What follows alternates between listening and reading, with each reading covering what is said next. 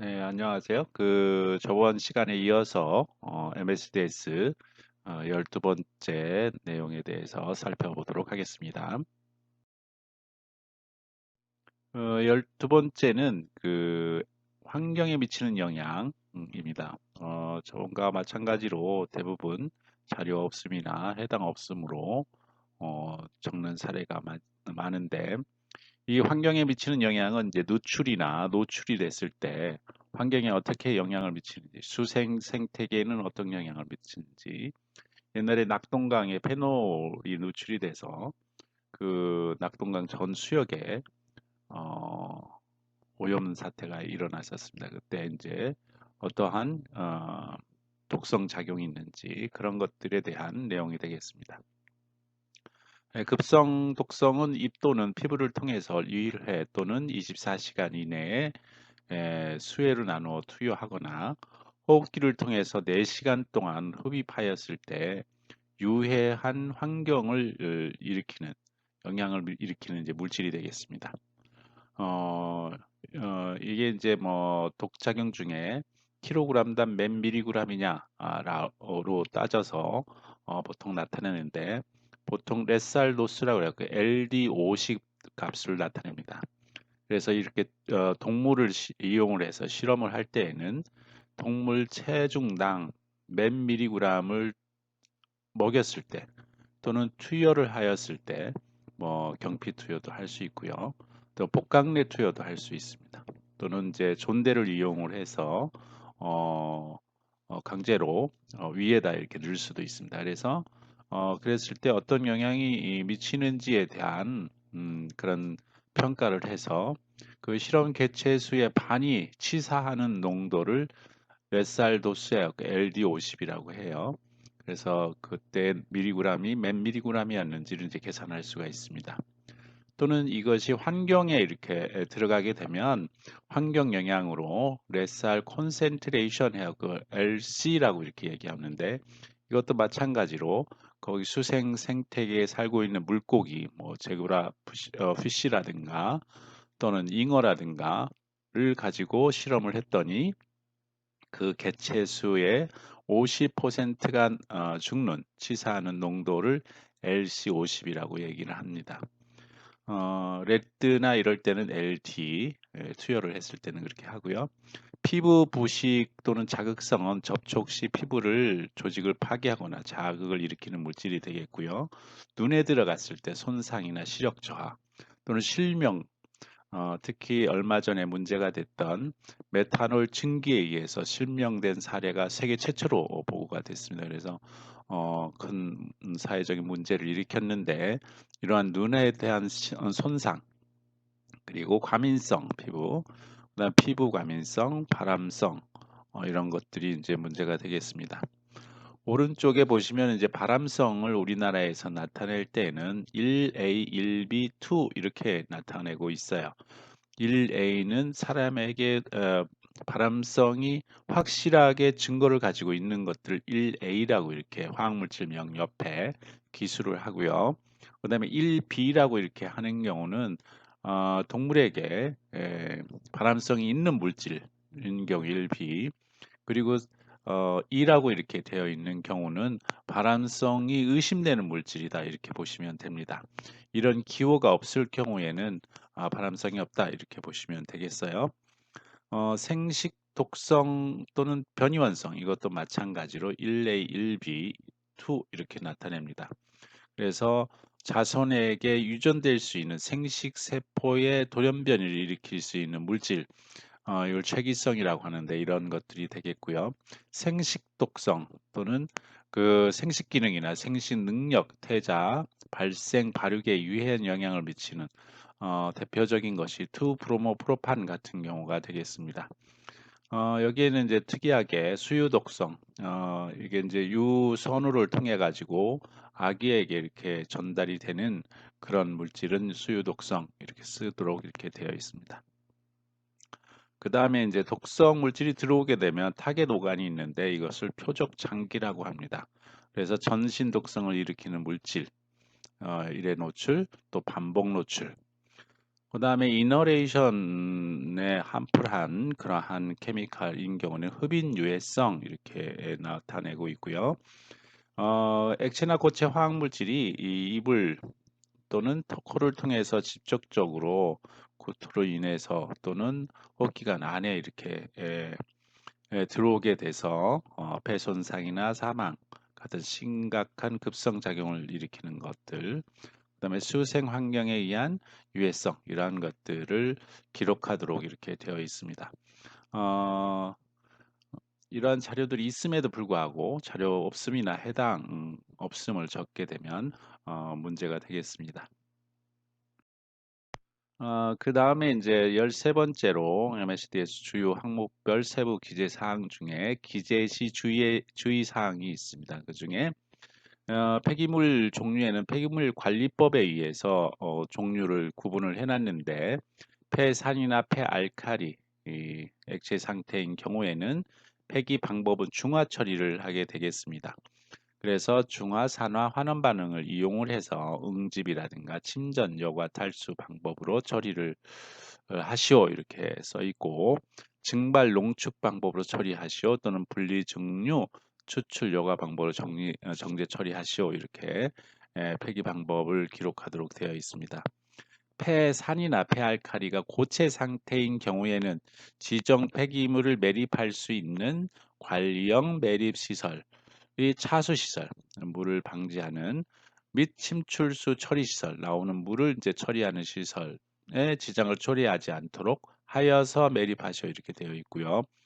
그다음에 폐산이나 폐알칼리, 폐유, 폐유지, 유기용제 등 혼합되어 있는 액체인 경우에는 소각 시설에 지장이 생기지 않도록 중화 또는 처리하여 소각한 후 매립을 하시오. 그리고 할로겐 쪽에 대한 그 폐유기용제인 경우에는 고온 소각 대상 폐기물이 혼합되어 있는 경우는 고온 소각하시오 이렇게 되어 있는데 고온이라 하면 800도씨 이상의 온도로 소각을 하게 되면 그 속에 있는 유기 물질이 유기 물질인 경우에는 탄소 화합물인 경우는 탄소와 수소로 되어 있잖아요. 그래서 탄소는 이산화탄소나 일산화탄소로 또 수소는 H2O 해서 수증기 상태로 그 중에 이제 질소산화, 시아나물 같은 경우는 독성이 강하잖아요. 그런 경우에는 탄소와 또 질소로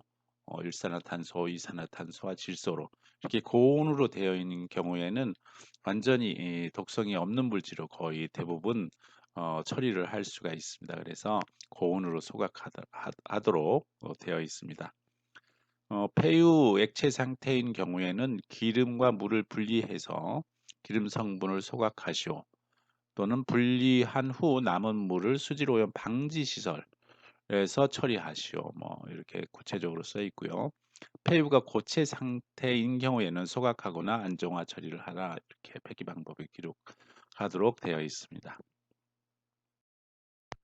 그 다음에 운송에 관한 필요한 정보인데, 이런 경우는 이제 운송의 탱크롤이라든가 이런 것들이 이제 싣고 가다 전도되거나 이렇게 되면 큰 문제가 되기 때문에, 굉장히 복잡한 내용들이 있지만, 대충 보게 되면 운송에 필요한 정보, 유엔에서 운송 모델 규칙의 유엔 정보라든가, 유엔 모델 규칙 운송 등급이라든가, 용기 등급, 탱크로리의 뭐 크기라든가 또는 두께라든가 이런 것들이 다 정해져 있습니다. 그래서 거기에 대한 필요한 특별 안전 대책 등을 기재하도록 이렇게 되어 있습니다.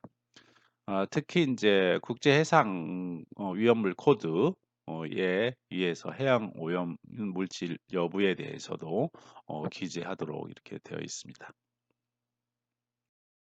15번째로 법적 규제 사항인데 산업안전보건법에 의해서 작업환경 측정 대상 물질인지 아닌지도 여기에 기입이 되고요. 그다음에 화학물질 관리법에 의해서 어떠한 규제가 되는지 그리고 위험물 안전관리법에 의해서 또 되는지 특히 이제 유해 화학물질 관리법 NCIS에 의해서 유독물, 관찰물질, 사고 대외 물질 등의 해당 여부를 기재하도록 이렇게 되어 있고요. 위험물 안전관리법에 의해서는 그 소방방재청 위험물 정보에서 분류 지정 및 관리 방법을 기재하도록 이렇게 되어 있습니다.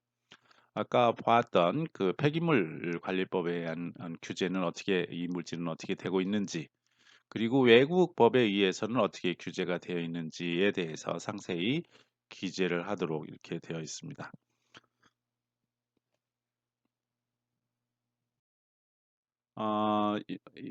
마지막으로 이제 16번째 해당 항목이 되겠는데 그 밖에 이제 참고 사항이 되겠습니다. 이것은 그 밖에 참고 사항이라 그래서 중요시 생각 안 하실 수 있는데 대단히 중요한 부분으로서 이 자료의 출처는 어디서 받았는지 그리고 최초 작성 일자는 언제였고 개정 횟수 몇 번 개정을 해서 최종 개정 일자를 적도록 이렇게 되어 있습니다. 그런데 대부분 자료 출처라든가 최종 개정 일자를 기지 않는 경우가 많고 또 새로운 정보 적용 주기 예, 대상 화학물질 및 또는 그 대상 화학물질을 함유한 제재에 대하여 새로운 정보를 알게 된 경우는 1개월 이내에 이렇게 개정하도록 되어 있습니다. 화평법에 화학물질 평가법입니다. 그래서 유해 위험성이라든가 유해 위험성에 대한 보호 조치 방법이라든가 법적 규제 사항의 개정이라든가 기타 기존 MSDS 상의 새로운 변경 내용을에 대해서는 이런 알게 된 뒤로 1개월 이내에 개정하도록 이렇게 되어 있습니다. 이 개정을 해서 작업 현장 내에 비치를 하고 근로자에게 이제 교육을 해야 된다 하는 내용입니다. 그리고 그 화학물질을 양도 또는 제공하는 자는 변경된 MSDS를 제공을 해서 어, 유통 과정에도 특히 이제 중간 산물을 유통한다 이랬을 때도 중간 산물에 대한 MSDS가 꼭 있어야 된다 하는 것이 중요한 사항이 되겠습니다. 경고 표지 및 구성 요소와 그리고 작성 관리 이렇게 되어 있는데 이 내용은 뭐냐면 MSDS는 페이지도 굉장히 많고 그거를 하나하나 물질을 읽어보려면 굉장히 시간도 많이 걸리는 것뿐만 아니라 실제로 이제 작업 현장이나 운송 과정 등에서 빠른 시간 내에 그 해당 물질에 대한 내용을 파악할 수가 없습니다. 그래서 6가지 사항의 중요 사항을 가지고 경고 표시와 함께 거기에 위험 문구라든가 어떻게 프로덕트 위에 조치를 해야 되는지 그런 안전 관리라든가 유통 이거의 출처는 어딘지에 대한 그러한 것들에 대해서 적도록 6가지를 정해놨습니다. 그래서 그 내용을 살펴보면 MSDS 경고 표지라고 해서 산안법 제11조 규칙 제170조에 이렇게 되어 있는데 MSDS에 대해서 그 양도하거나 제공하는 자는 고용노동부령에 정하는 방법에 따라서 용기 및 포장에 경고 표시를 해야 된다 이렇게 정해놨습니다. 이러지 않았을 때는 300만 원 이하의 과태료인데 물질 하나당 300만 원입니다. 그래서 배 10개였다 그러면 3천만 원의 과태료가 발생할 수가 있습니다. 그리고 용기 및 포장을 담는 방법 외에 제공하는 경우 어, 여기도 경고 표시 기재 및 항목에 적은 자료를 제공하도록 되어 있는데 이런 경우에도 300만 원 이하의 과태료가 됩니다. 실제적으로 큰 대학병원에서도 어떤 물질을 이런 경고 표시를 안 해놔서 물질명만 이렇게 뭐 사인펜을 써놨다든가 이렇게 해서 300만 원의 과태료를 물었다는 이야기를 들었습니다. 그래서 만약에 이제 작업 현장이나 여러분들이 점검을 나가시면 이런 경고 표지는 물질마다 다 붙어져 있어야 된다 하는 것을 명심하시기 바랍니다. 작업장에서 사용하는 물질 안전 보건 자료, 대상 물질을 담은 용기에 경고 표시를 하여야 함 이렇게 되어 있고 사업주는 이런 경우에 맞게끔 해야 되겠습니다. 그리고 근로자가 경고 표시가 되어 있는 용기에서 물질 안전 보건 자료 대상 물질을 옮겨 담기 위해서 일시적으로 용기를 사용하는 경우는 이제 제외를 한다. 이렇게 정해놨습니다. 어, 대상 화학 물질을 양도하거나 제공하는 자, 취급 사업주인 경우에 단위로 물질마다 이렇게 경고 표시를 하여야 되고요. 용기 및 포장에 붙이는 인쇄 그리고 유해 위험 정보를 명확히 나타내도록 해야 되겠습니다. 경고 표시를 한 것으로 보는 경우는 뭐냐면 100ml 아주 소량 100ml 이하라든가 대상 물질이 100g 이하인 경우에는 화학물질 관리법에 따른 유독 물질에 관한 표시 그런 경우에는 아까 이야기했던 6가지를 하지 않고 몇 가지만 하도록 너무 기재사항이 많으니까 그렇게 하는 경우가 있고요. 또 경고 표시를 한 것으로 보는 경우는 어떤 것이냐 하면 화학물질 관리법에 따른 유독물질을 표시한 경우 그리고 위험물 완전 관리법에 따라서 운반 용기에 표시한 경우 또 고압가스에 따라서 용기에 표시한 고압가스에 이렇게 표시되어 있잖아요. 그리고 위험물 선박 운송 저장 규칙에 따른 표시라든가 항공법 시행 규칙에 따른 국제 민간 항공 기구에서 정한 위험물 이런 경우에 이것에 다 해당이 된다 그래서 이 경고 표시를 덕지덕지 이렇게 붙일 수는 없다 하는 얘기죠. 그래서 그럴 때에는 이런 MSDS를 대한 것을 붙이지 않아도 경고 표시를 한 것으로 이렇게 간주를 한다 하는 내용이 되겠습니다. 그 다음으로 이제 그 MSDS 경고 표지 기재 항목이 되겠습니다. 에, 명칭하고 그림 문자, 신호, 유해 위험 문구, 예방 조치 문구, 공급자 정보 이렇게 하도록 되어 있고요. 명칭은 이제 당해 화학물질 또는 화학물질을 함유한 제재의 명칭을 하도록 되어 있습니다. 그림 문자인 경우에는 화학물질의 분류에 따라서 유해 위험의 내용을 나타내는 그림이 되겠고요. 그 다음에 신호어는 위해 위험의 심각성 정도에 따라서 위험 또는 경고 이렇게 쓰도록 되어 있습니다.